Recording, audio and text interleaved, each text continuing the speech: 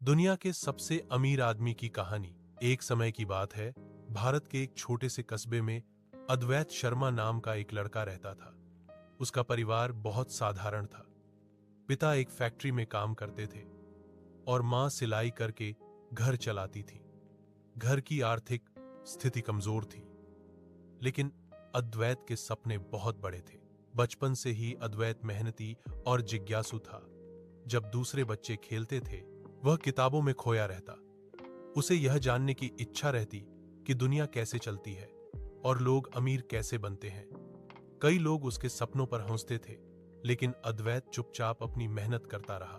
School के बाद वह छोटे मोटे काम करता ताकि पढ़ाई का खर्च निकाल सके। कई बार उसे भूखा भी सोना पड़ा, लेकिन उसने कभी शिकायत नहीं की। उसका मानना था कि संघर्ष ही सफलता की पहली सीढ़ी होता है। कॉलेज के दिनों में अद्वैत ने व्यापार और तकनीक के बारे में सीखना शुरू किया। उसने एक छोटा सा स्टार्टअप शुरू किया, लेकिन वह असफल हो गया। यह उसके जीवन की पहली बड़ी हार थी।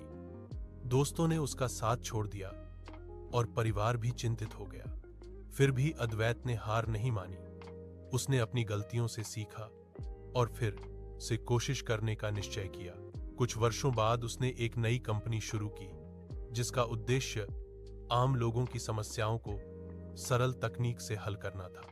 शुरुआत बहुत कठिन थी। निवेशक भरोसा नहीं करते थे और पैसे की भारी कमी थी। कई रातें उसने बिना सोए गुजारी, लेकिन उसकी मेहनत रंग लाई। धीरे धीरे उसकी कंपनी सफल होने लगी। उसका उत्पाद दुनिया भर में लोकप्रिय हो गया। कुछ ही वर्षों में उसकी कंपनी अंतरराष्ट्रीय स्तर पर पहचान बनाने लगी और अद्वैत दुनिया के सबसे अमीर लोगों में गिना जाने लगा।